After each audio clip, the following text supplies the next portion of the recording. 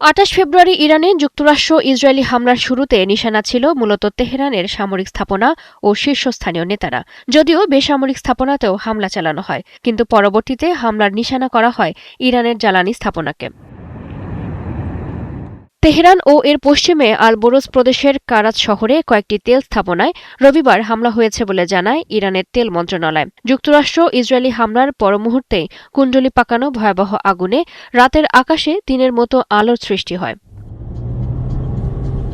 তেহরানের শাহরান তেলের ডিপোতে হামলার পরের দৃশ্যের ভিডিও সামাজিক যোগাযোগ মাধ্যম এক্সে ছড়িয়ে পড়েছে। ওই ভিডিওতে দেখা যায় বিধ্বস্ত ডিপোর তেল নালা দিয়ে প্রবাহিত হতে শুরু করলে সড়কের পাশে আগুনের নদীর মতো পরিস্থিতি তৈরি হয়েছে। পরিস্থিতির ভয়াবহতাকে কিয়ামতের সাথে তুলনা করেন তেহরানের বাসিন্দারা। গতরাতে আমি এমন বিস্ফোরণ দেখেছি যা আগে কখনো দেখিনি। মনে হচ্ছিল যেন কেয়ামত শুরু হয়েছে। আমি দোজখকে ঠিক যেভাবে কল্পনা করি এটি ছিল অনেকটা তেমনই।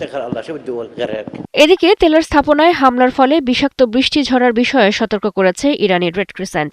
এটি ত্বক ও ফুসফুস ক্ষতিগ্রস্ত করতে পারে। এ ধরনের বৃষ্টির সময় লোকজনকে ঘরের ভেতরে থাকার পরামর্শ দেওয়া হয়েছে।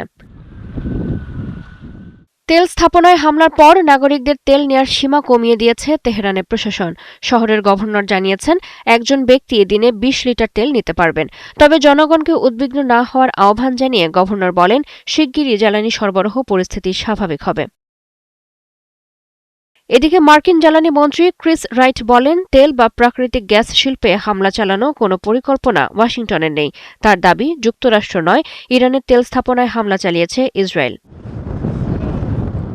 তেহরানের ৫টি তেল স্থাপনায় তেল আবিবের হামলার পর ইরান প্রতিবেশী দেশগুলোর তেল স্থাপনায় হামলার হুমকি দেয়। তেলের স্থাপনায় ধারাবাহিক হামলার ঘটনায় বিশ্ববাজারে ইরানের তেল সরবরাহ ব্যাহত হলে মধ্যপ্রাচ্য জুড়ে জ্বালানি নিরাপত্তা নিয়ে নতুন করে উদ্বেগ তৈরি হতে পারে এবং বৈশ্বিক অর্থনীতিতেও এর প্রভাব পড়ার আশঙ্কা রয়েছে। চৈতি সরওয়ার, ৭১।